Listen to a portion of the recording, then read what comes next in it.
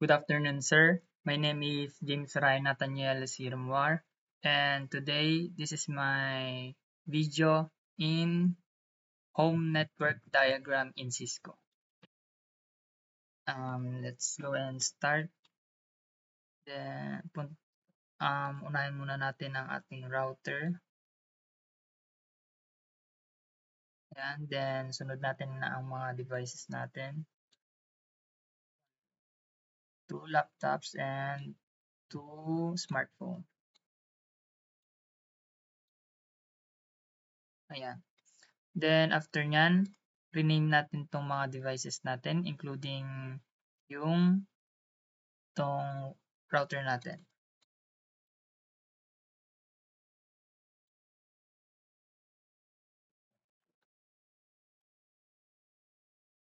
Converge. Then, tong smartphone, smartphone ng aking kapatid, Vivo Y11. Then, tong aking smartphone, Redmi Note 10 Pro. Then, tong aking laptop, Lenovo Idea Pad Gaming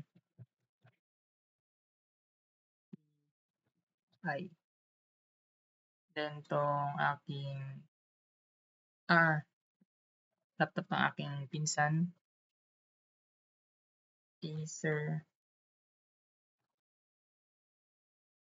Aspire 3. Then, yun. Pagkatapos nating i-rename, papalitan naman natin i-connect natin siya dito sa sa ating router. Itong dalawang laptop naka-connect siya, wired siya. So, punta tayo dito. Natin tong then connect natin to. Fast Ethernet sa ating Converge.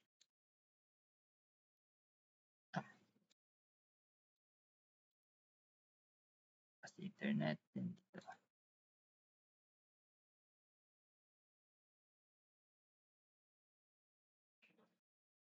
Tapos, ayan natin tong smartphone natin through wireless connection. So, i-configure muna natin tong ating router.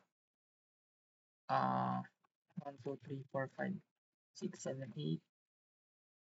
Then, pagkatapos nyan, sunod natin tong ating mga phone. Itong natin, SSID is home.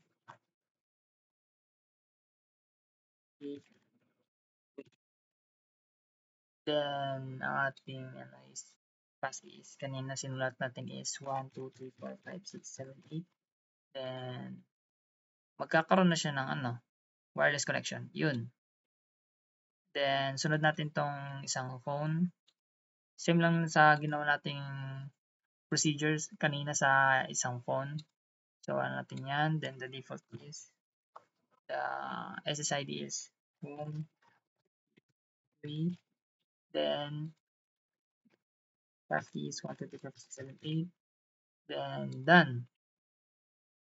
Kukonect na siya. Wait, tas yun. Tapos pagkatapos niyan, babaguhin na natin yung itsura ng mga devices natin. Unahin natin tong ating smartphone.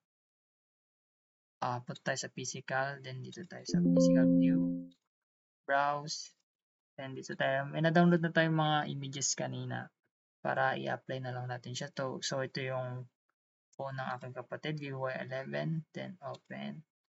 Then same lang dito sa tapos tayo, select lang na din natin yung same sa image. Then, yun. Yan, iba ng image niya. Then, same lang sa mga ibang devices lang din. Select lang natin yung mga image na na download natin. Redmi. Then,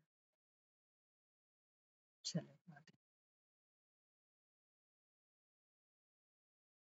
Ayun. Then, sunod natin tong ating laptop. Ay, then na pwede pag-gaming PI. Pwede 3i. Then, ayun. Then, sunod natin tong laptop ng aking pinsan.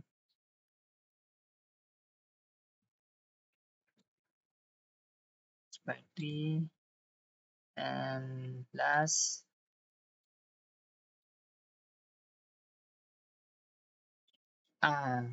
di ba po, yan. Last ng ano to, mga devices natin. So, isusunod natin tong pinakalas talaga na ano natin, which is the router. So, papalitan natin siya ng physical ano.